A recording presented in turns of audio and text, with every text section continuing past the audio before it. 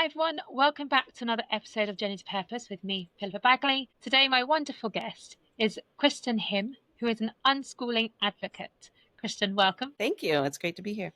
First very easy question is, where in the world are you? I am in Albuquerque, New Mexico in the United States of America.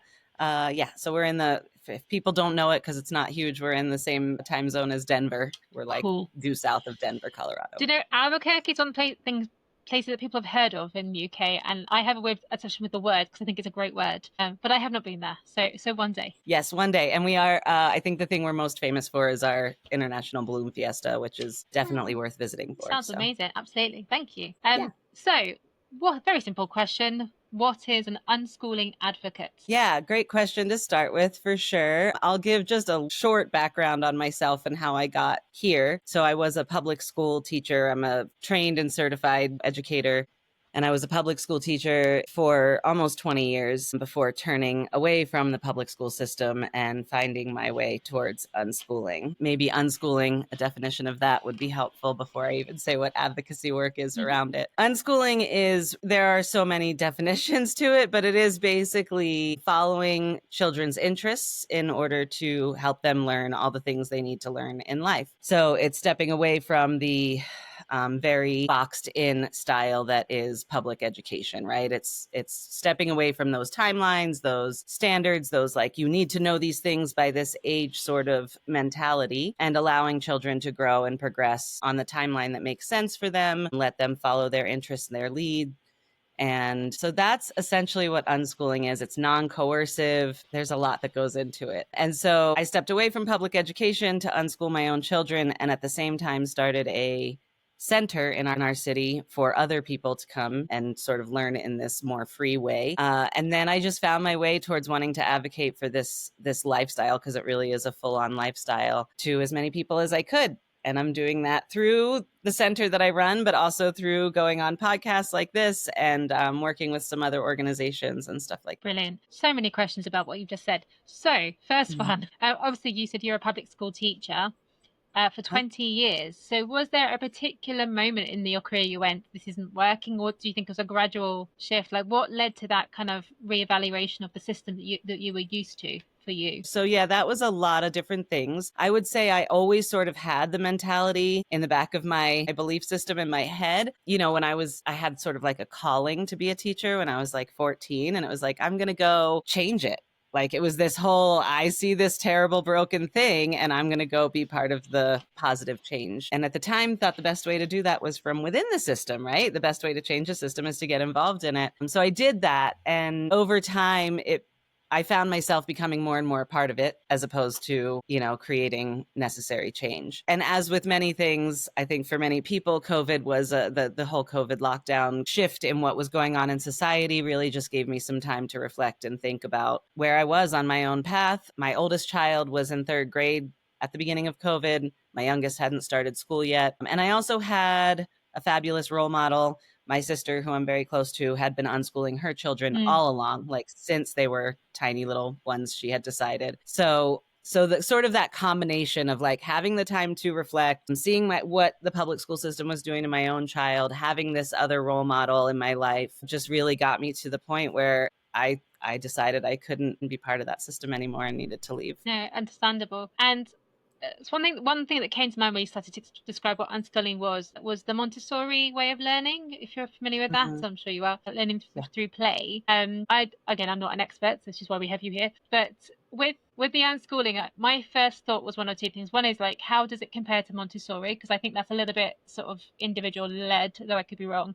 And the second one really is, it does sound like it could be chaotic. So how do you sort of talk around those ones? Sure. So I know maybe as much as you about Montessori, like I know a little, but not a lot. I do understand that it is child-led. From my understanding of Montessori, and there may be listeners that say, that's not what Montessori is, and that's fine, but there is still an expectation that children learn a specific thing by a certain age. And that expectation is generally not there among unschoolers. Of course, there are as many ways to unschool as there are families doing it. It's sort of different for every family. And some some families do have different expectations of their kids. Some get really worried if their kids aren't reading by a certain age, or if they don't know some specific math skills by a certain age. Reading and math tend to be the two that people worry about the most. And I believe that within Montessori, there are available activities, but those are still the only activities, right, as far as I can tell, that kids can engage in. Whereas with unschooling, we've really tried to open up the world for our children. Pretty much whatever you're into, we can foster learning around that. So in that regard, I would say we are different from Montessori. I do think Montessori is, maybe if there's a spectrum, it's sort of in between public school and unschooling, sure, and yeah, I would put Waldorf education. I don't know if you've heard of Waldorf, I but I have, would put Waldorf kind of in there as well. right, It's sort of in between, definitely offers a lot more autonomy, definitely both focus more on sort of whole child and the differences between how children develop. But I think unschooling goes way farther with offering autonomy and freedom. So the chaos, it can be chaotic, and a lot of people do equate unschooling with like zero structure, and some people mistake it for like unparenting or like not teaching our children at all, whereas those things aren't really true. An unschooling family can have as much structure as they want, really, as what works for them. And for me personally, and for a lot of the families I've worked with, I would say that we try to find a sweet spot between structure and spontaneity, or that kind of like, yes, we want to go with the flow today. We like to use the word rhythm over structure or schedule a lot. Like we try to find a rhythm. And so for people who leave public school and go into unschooling, there is this recommended deschooling period where people will talk about, well, just act like it's summer vacation. Just do whatever is fun. And then you sort of feel it out from there. So if you kind of lift off all of the imposed schedules and stuff like that and let people find their rhythm. Some people are early risers. Some people are not. Some people would rather stay up late and sleep late in the day. So kind of trying to find those natural rhythms. Some people want to eat as soon as they get up in the morning, or their brains are most active early in the day, so they want to do more academic stuff at that time of day, whereas others might need a slower start to their day, and they want to kind of just zone out for a little while in the morning and then get into more learning stuff later in the day. So it's really about finding the natural rhythms of our family. Of course, the more members of our family there are, the more difficult and possibly chaotic that can look. So there's also that whole like, okay, let's find the balance. Where's the balance between getting everyone in the family's needs met as much as possible? that makes sense. I know there's a study in the UK, and I can't remember when it was, but it was focused around teenagers and the fact that starting school, I mean, classes in the UK usually start around 9 a.m., but you're often in school around 8:30 for, class time, assembly, whatever. But there's a study, I think, that showed that teenagers would benefit from a later start because of the way their biology, hormones, everything else works. And so really one of the advantages already I can see of unschooling is you can do that, like, without thinking about it, if that's what's needed. Yes, absolutely. I've heard of similar studies. I've never actually read them, so I don't know, the details, but I've heard of similar studies here in the US, and we have some schools that start in our city at 7:30 in the morning. Even like that. No, exactly. And my husband is still a public school teacher, and he's not a morning person, but he makes it work, because it's what his work is right now, but he needs to be on campus at 7:30 to start teaching. I mean, a lot of my friends went into teaching, and with the workload anyway, they're often in 7:30, 8, and then leaving late. And it's, hopes of teaching aside, being any sort of teacher is not an easy ride. And then you throw in a tired teenager or a grumpy toddler or whatever it is, and of course that workload and that stress level just goes through the roof. For sure, yeah. So with unschooling, I'm guessing, is it always parent led, or are there organisations out there that, I mean, obviously you've got your centre that help with the unschooling process? How would someone do? I think you said deschooling. So how they go from public school to deschool to unschool? Is there sort of I know we talk about an unstructured thing here, but is there a structure to follow to get there, or is it different for each person? So it's really different for each person. The movement of unschooling, or the style of unschooling, has been around since the 1970s, is when it was first coined. So it's not a super new, way to do things. It is definitely growing. And when I say movement, I feel like it is definitely becoming a movement. It's worldwide. It's in the UK. It's in the US. It's popular really all over the world. It's not necessarily legal everywhere. And to clarify, unschooling is a type of homeschooling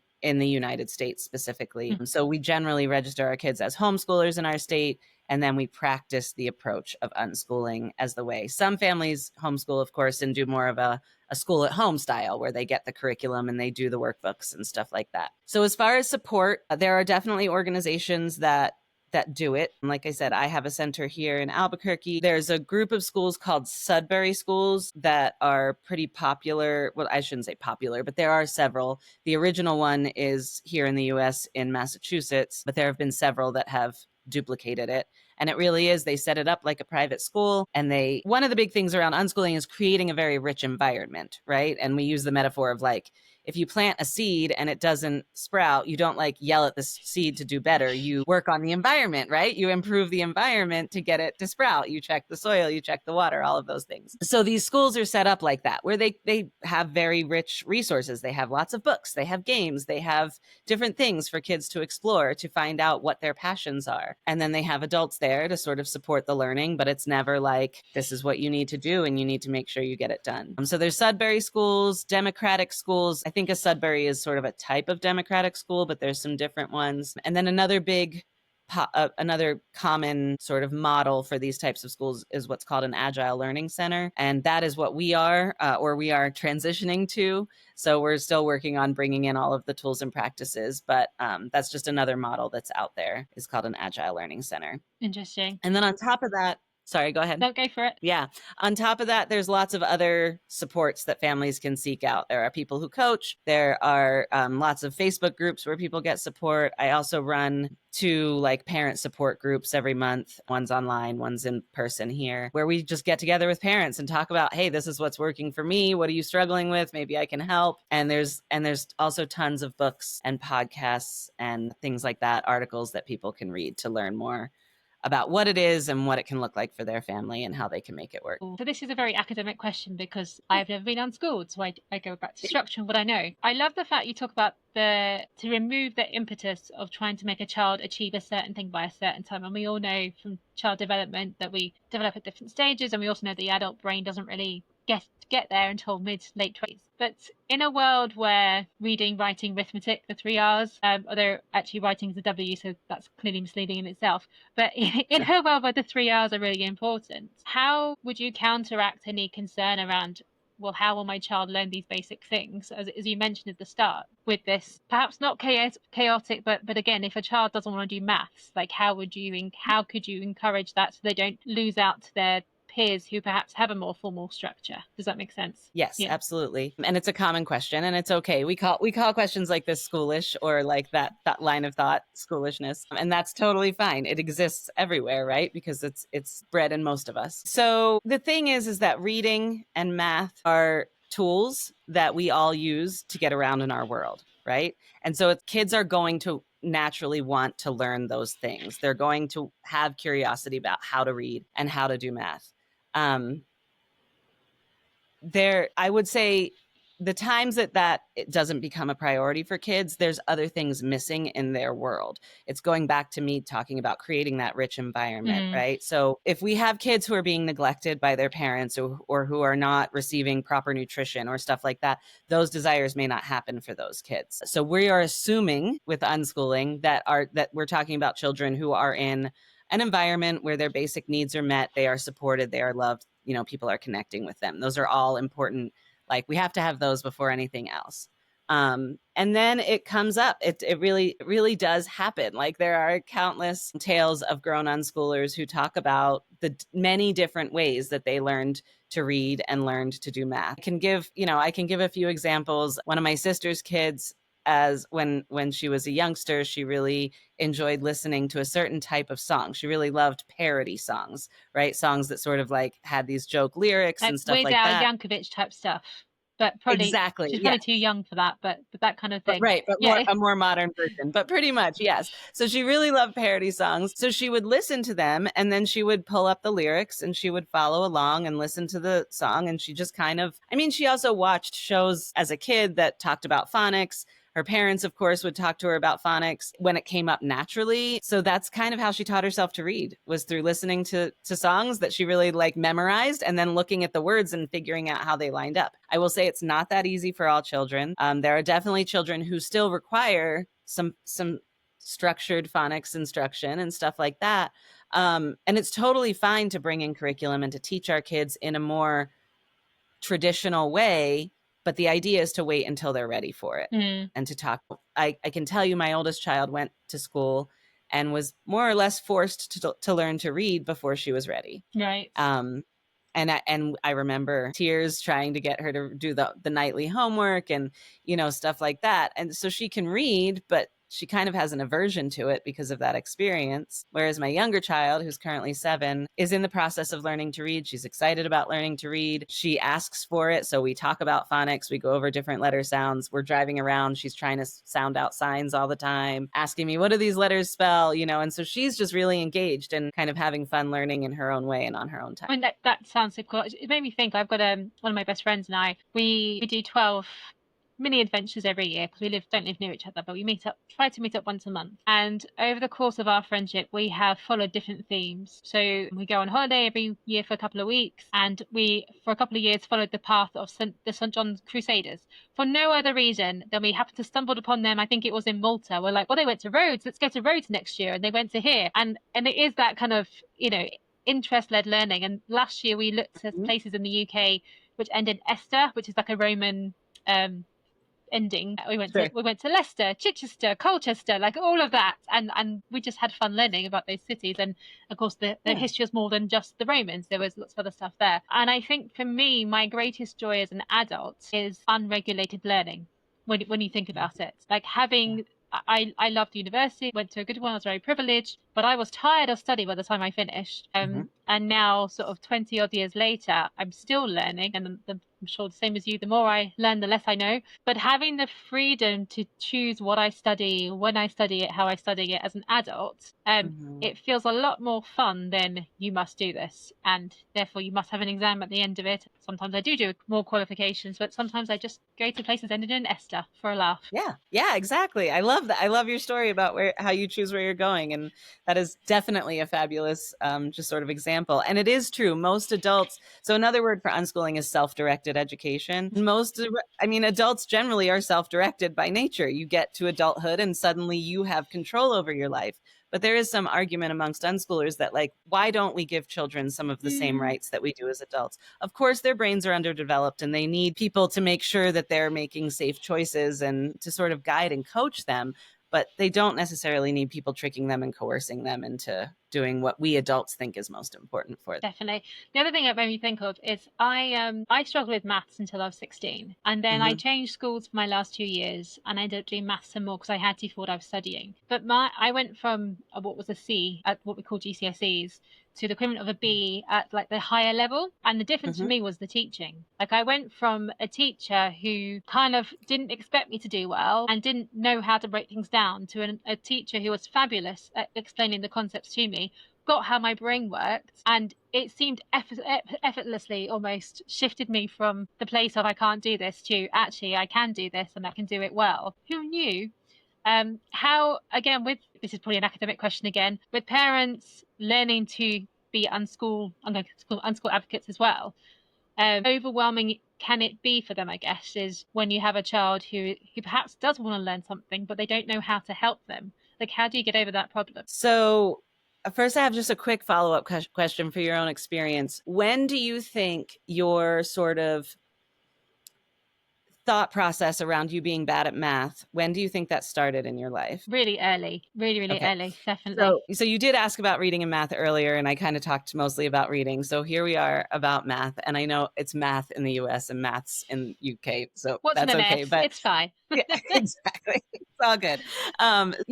There are also countless stories from grown unschoolers about kids who really did almost no formal math instruction or curriculum or anything until they were 14, 15, 16. And then they learn several years of math in a matter of weeks or months, say. And the theory there is just like what I was saying about reading, that they're not ready for it until they're right. It's the idea that why spend months or years teaching something that can be learned in a much shorter time if you just wait until they're ready. So, and I'll expand on that a little bit First of all, kids are learning math when we're just living life together. They're learning math naturally and organically all the time.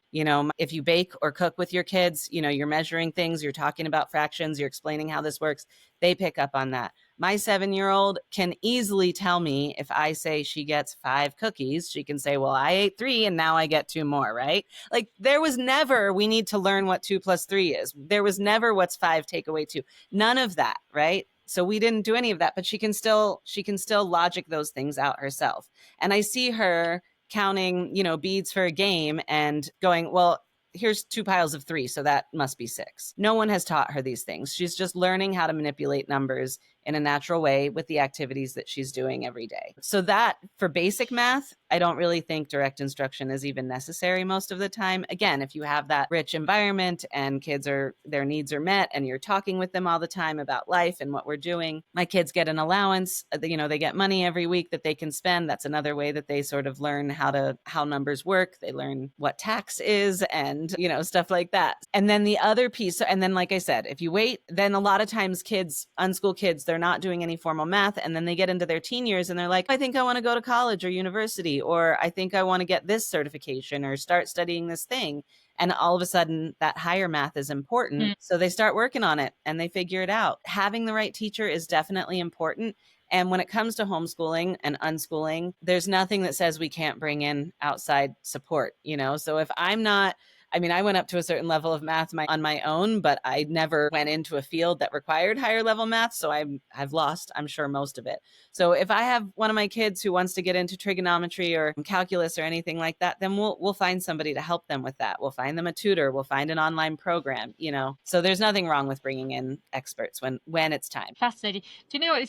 It's obviously quite cathartic for me because I'm working through all my childhood memories, clearly. Because when you asked me when did it happen that I lost confidence in maths, I moved schools as a young child. So when I was about 7, I moved from the north to the south of England, started a new school, and they had a different way of teaching maths. And my brain just was like, I can't. And I remember crying. I just don't get it. It's so hard. And I went to what's called in the UK a grammar school. So it's academic selection. It's still a public school, but everyone passes a test to get in there. So I went to a grammar school.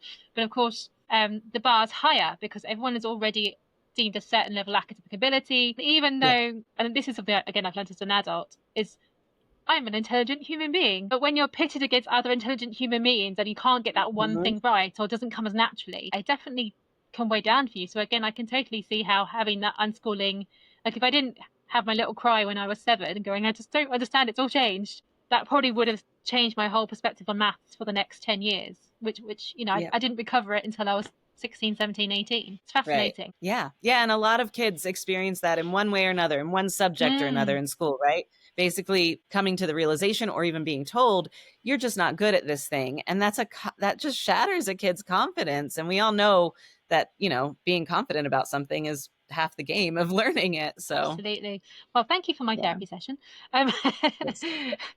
The next question really is, and I think you kind of covered it, but this is another academic question. I can't help myself. You sort of went around when the kids realize they want to go into college or want to study stuff. So I think it's really interesting. We're not saying that there's no formal qualification at the end of this process, but it's the qualification that the child essentially aspires to, right? Yes, absolutely. So there is a little bit of a decentering of, higher education, college sort of. And I don't know what the sort of social expectations are in the UK. In the US, it's like everyone has to go to college. Right. You should really go to college. College is important. You'll make more money if you go to college, all of these things. However, we also have a lot of people coming out of college with high levels of debt and not great job prospects for paying off that debt. So I think it's really important for families to talk to their kids about balancing those things. What are your goals for going to college and how are we going to manage the financial aspect of it? So that's a big piece here. However, it is absolutely possible for unschoolers to go to college if that is something they want to do. So my other niece, who was also unschooled for her whole life, is currently 17 and started at community college just this year and has been loving it.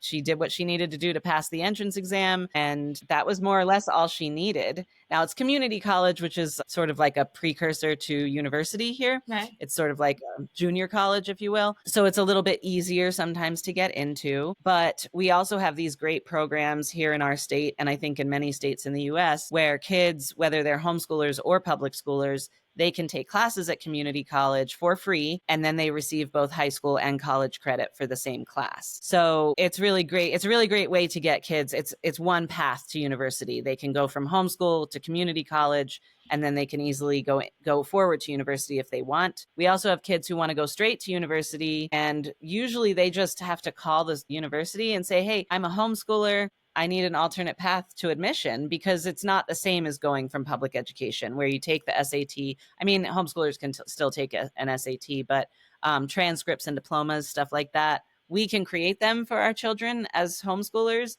But the college or university may look at it and say, well, this isn't an accredited school. This doesn't hold any water for me, right? But they can ask, like, what do you need from me to become a student? And most universities tend to love homeschooled students. They tend to find them that they're a little bit more well-rounded, that they're a little bit more invested in their own studies, whereas a lot of kids who are sort of just pushed through the plan are like, they're kind of indifferent about it. And they're like, well, I'm here because my parents made me come. And they'll do the work because they're expected to, but they kind of do the bare minimum to pass the classes. So. And you just touched on another question that I had, which is around that well-roundedness. So what I love about what you talked so far is you basically covered up Maslow's hierarchy of needs. So we're looking at the basic food, shelter, love is all covered off.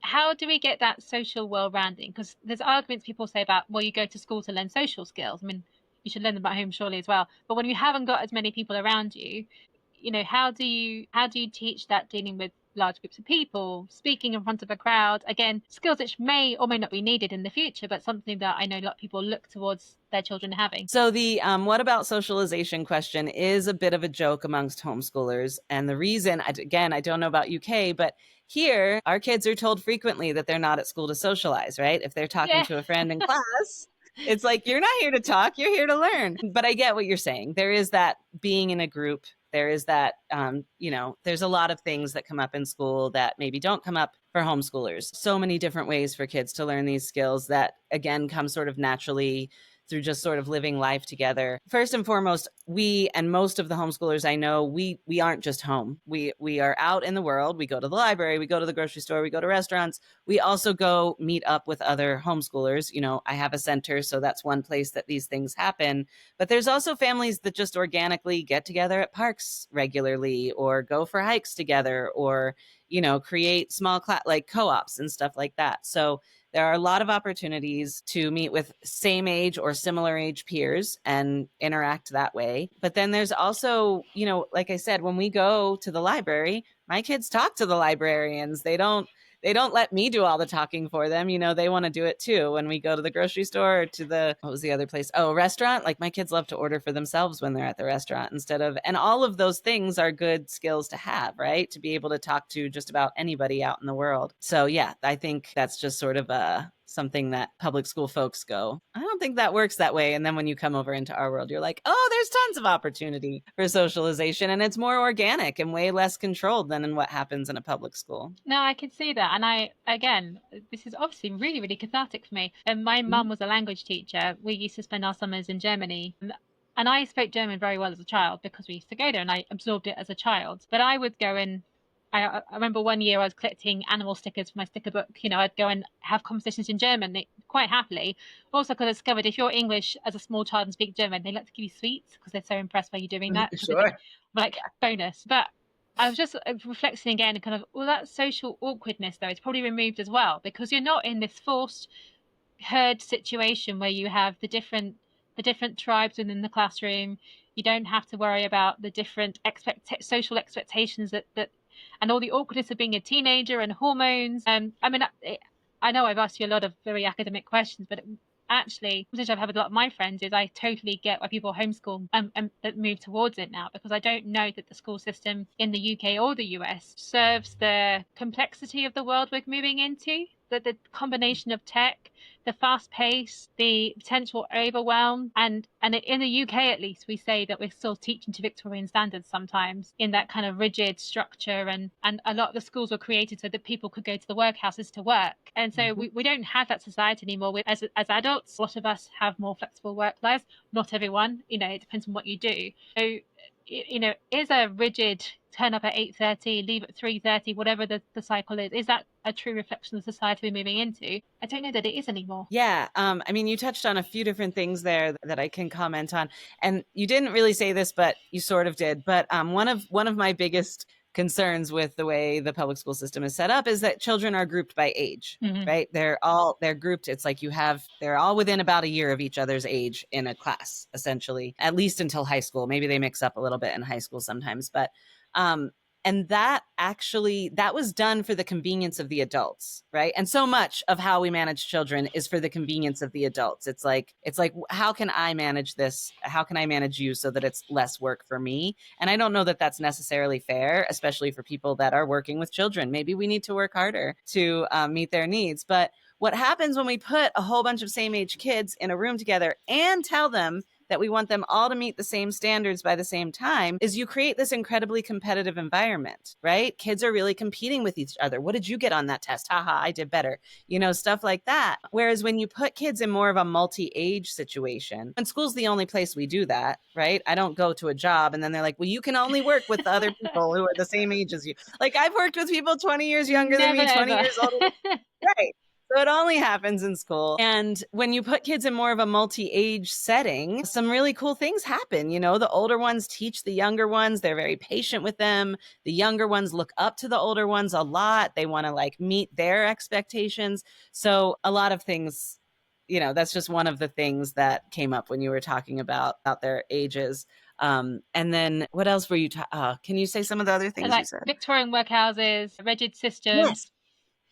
Yeah, so the changing just sort of ecosystem out there in the job world. And like you said, that is the idea that kids were sort of sent to school to learn to become factory workers. I mean, that's kind of the old model. Yes, we wanted them taken care of while their parents were there, but we also wanted them to move into that spot. We wanted them to respond to bells and to stay on a schedule and to eat when they're told to eat and stuff like that. And that's just not the world anymore. It's just not, like you said, more and more people are looking for alternative schedules. We don't all work the 9 to 5 or the whatever schedule. And I think it's really, it goes back to, we're all different. We all have different needs and sort of different rhythms in our lives. Some people want to work. Some people are happy to work the 40-hour week and go home and do what they want with their free time. And other people are like, no, I want more flexibility in my life. So yeah, I love it. Or more novelty. Yeah. No, these are all really interesting points, and I think they're all really valid. I mean, I think the world has a challenge, doesn't it, because of this fast-paced evolution, and because of also there's going to come a point in the future that's going to get quite deep now that,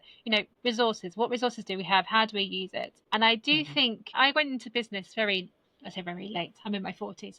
I went into business not straight away. It's what I should have actually said. Me too. But I never learned any of the things that I know now in school or at university. And I'm very grateful that I have learnt about business and I have my own business, because it offers me so much more than I would at a 9 to 5. I now joke that I'm unemployable. Like, I just couldn't do it anymore. And I don't want to do it anymore. But in a world that's constantly changing, there's different threats, challenges, the resource constraints that we have. I do think that those who are most flexible in thought are the ones who are going to do the best. And that, I don't think, is what you get in school anymore. No, I absolutely agree with you on all of those counts. Yes, flexibility is such a skill, and I think it has been lost. And schools are trying harder and harder to teach critical thinking. And in my opinion, they're doing worse and worse at it, because you almost can't teach critical thinking. You kind of have to let people solve their own problems. Yeah. And there's so little of that now. Here's a problem. How are you going to approach it? And it's instead here's the problem. This is how you approach it. And this is the way you do it. And it's the only way you do it. And then people are stuck when they come up against another problem, and that formula just doesn't work anymore. Yeah. I completely agree. I feel like I could talk forever on this, but we should probably find a way to wrap up. Yeah. If people want to get in touch with you, come to your center, online or virtually, online or in person, how can they get hold of you? Yeah, so my center is called ABQ Homeschool Connection. We have a website that is just that, abqhomeschoolconnection.com. And we're also on Facebook under the same name. And that is mostly it. I mean, I have another Facebook page called Unschooling America, but it is not very active at all right now. So yeah, I think that's mostly it. Amazing. I'll put it all in the show notes as well. Thank you. Kristen, it's been super fun, very cathartic for me, clearly. So thank you again for the free therapy of working through my childhood traumas. Thank you, and I wish the unschooling advocacy and work well. Oh, hey, we've got a last minute joiner as well.